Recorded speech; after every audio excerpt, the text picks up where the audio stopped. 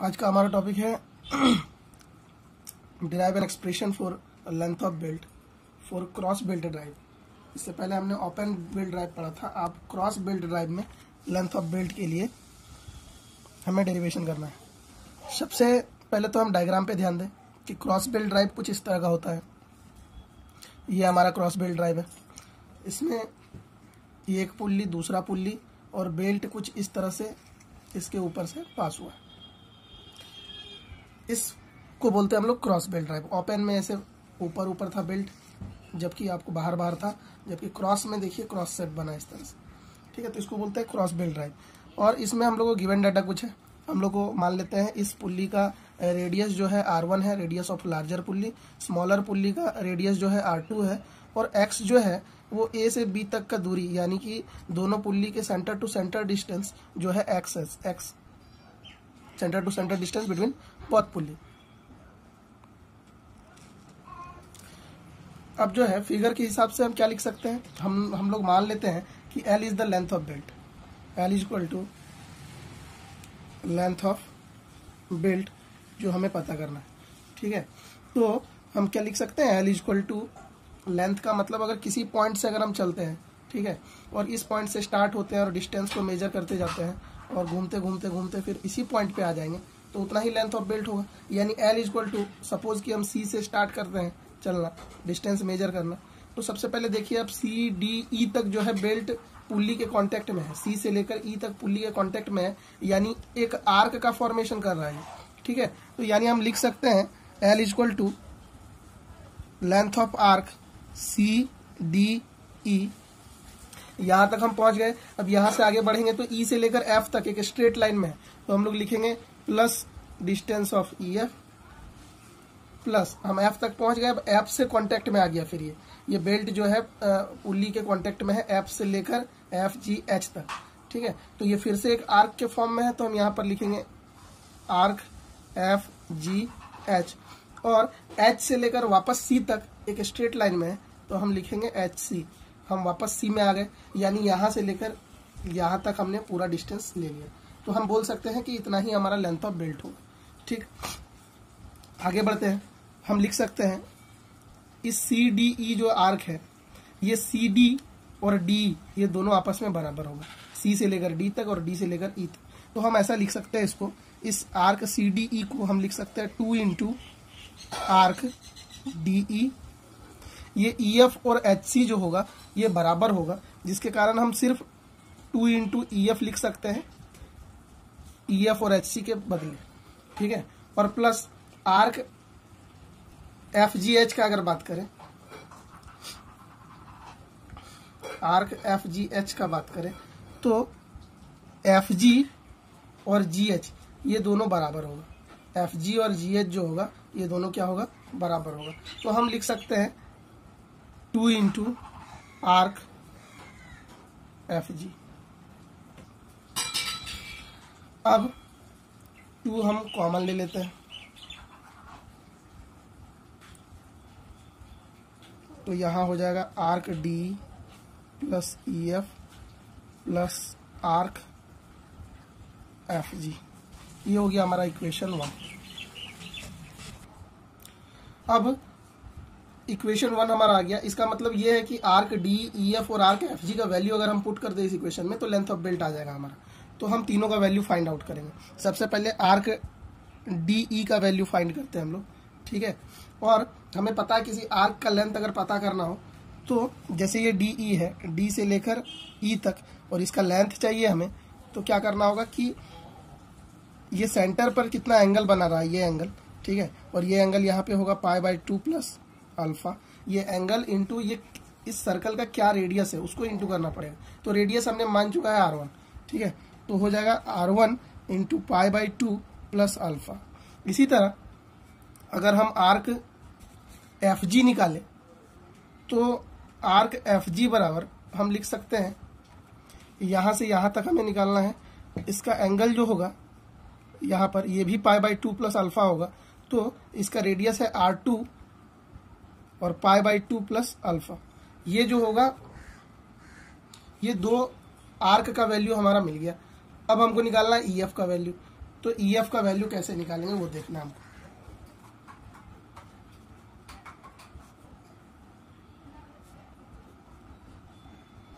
अब हमको value of EF निकालना है। EF निकालने के लिए हमें थोड़ा सा डायग्राम में चेंजेस लाना होगा। ठीक है, डायग्राम में क्या करेंगे हम कि इस B पॉइंट से, ये जो B पॉइंट है, यहाँ से हम एक पैरेलल लाइन खींचेंगे EF के। ठीक है, कुछ इस तरह से हम एक पैरेलल लाइन खींचेंगे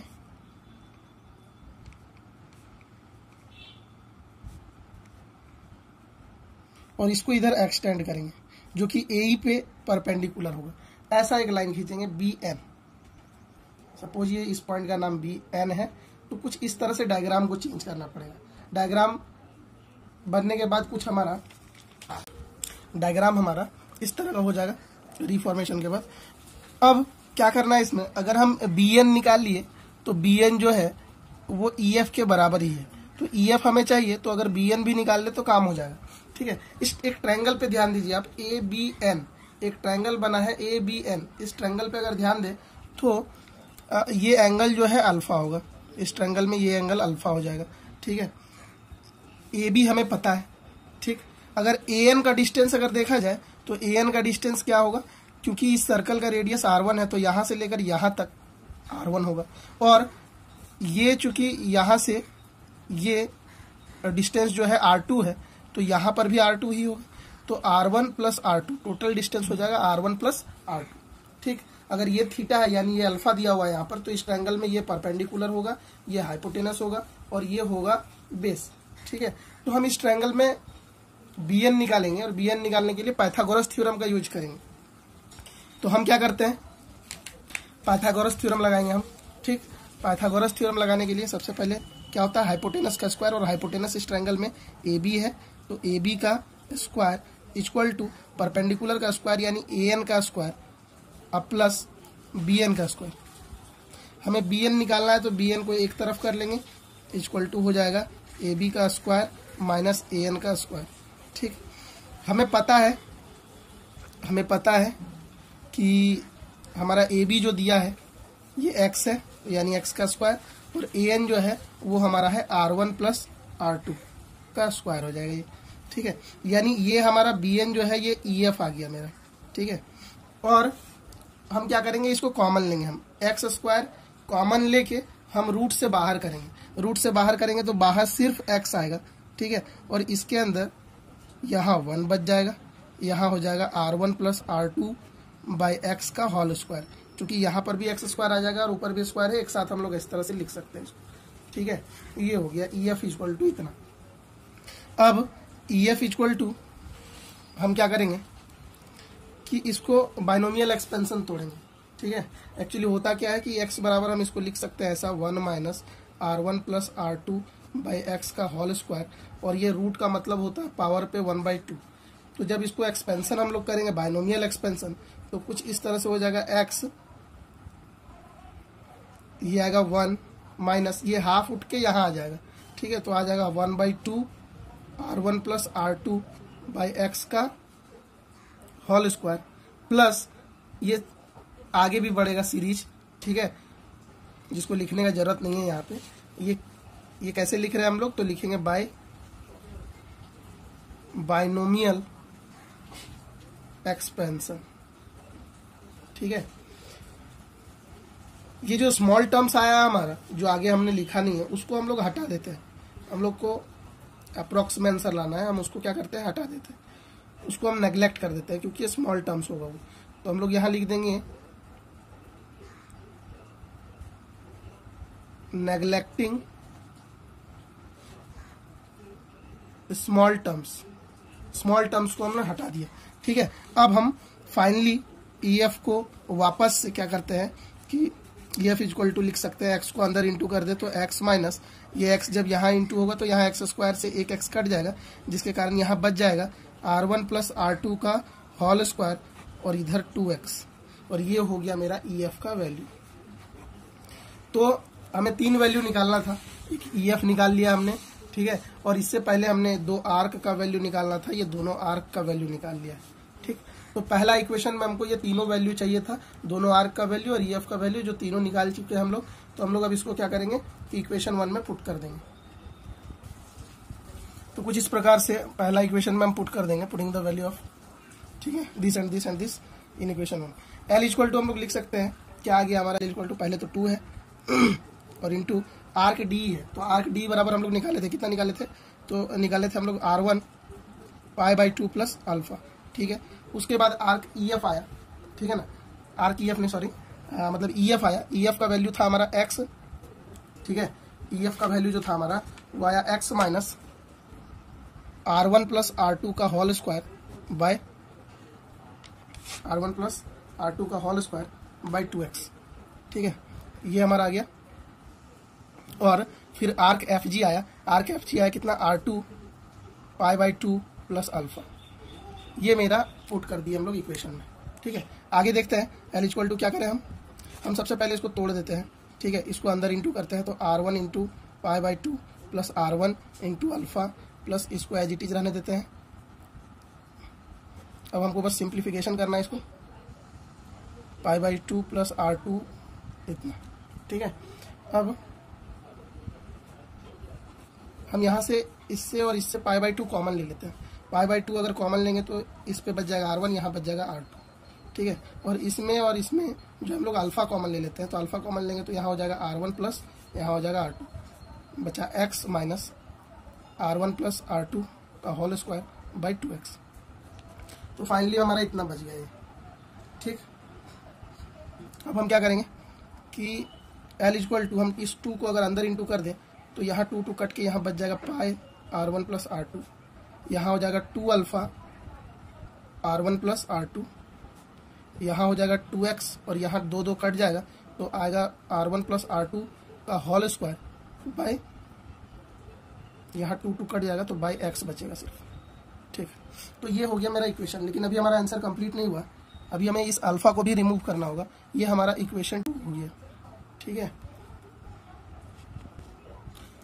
अल्फा का वैल्यू अब हमें निकालना है, तो अल्फा के लिए हम लोग फिर से डायग्राम में जाएंगे और डायग्राम में देखेंगे कि ये जो ट्रायंगल में है, ABN ट्रायंगल है, इसमें अल्फा यहाँ पर है। तो साइन अल्फा अगर लिखना चाहे हम लोग साइन अल्फा, तो साइन अल्फा बराबर हम लोग लिख सकते हैं परपेंडिकुलर बाय हाइपोटेनस, यानी AN बाय AB, ठीक है। तो हम इस फिगर से लिखेंगे, यानी इस ट्रायंगल के हेल्प से, ठीक है।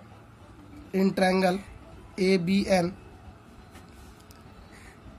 साइन अल्फा बराबर परपेंडिकुलर बाय हाइपोटेनस, ठीक है।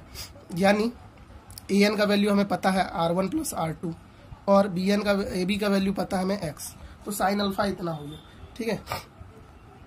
और हम एक चीज और जानते हैं कि if alpha is very small, अगर अल्फा जो होगा बहुत छोटा होगा, then sine alpha equal to alpha, sine alpha को हम लोग अल्फा लिख सकते हैं। तो क्योंकि यहाँ पर अल्फा बहुत छोटा है, ठीक है ना,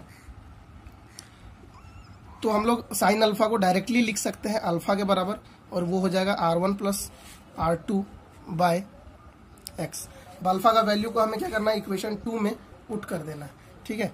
तो फ्रॉम इक्वेशन 2 अब हम लिख सकते हैं L इक्वल टू, सबसे पहले पाई R1 plus R2 plus 2 into alpha का वैल्यू पुट करना है। अल्फा हमारा आया कितना है, R1 plus R2 by x, उसके बाद है R1 प्लस R2, फिर से हम लिख देंगे प्लस 2x और माइनस R1 प्लस R2 का होल स्क्वायर बाय x, ठीक है। अब हम क्या करेंगे, पाई R1 प्लस R2, ये 2 ये दोनों सेम है तो इंटू हो जाएगा R1 प्लस R2 का whole square by x plus 2x minus R1 plus R2 का होल स्क्वायर बाय x, ठीक है। तो L बराबर पाई R1 प्लस R2 प्लस, यहाँ पर देखिए प्लस 2x हमने पहले लिख दिया, उसके बाद इन दोनों को देखिए, ये R1 प्लस R2 का whole square by x, R1 plus R2 का होल स्क्वायर बाय x, यहाँ 2 है, यहाँ कोएफिशिएंट इसका 1 है, तो 2 में से एक अगर घट जाएगा माइनस हो जाएगा तो बच जाएगा R1 प्लस R2 का होल स्क्वायर बाय x, और यही होगा हमारा लेंथ ऑफ बेल्ट और क्रॉस बेल्ट ड्राइव।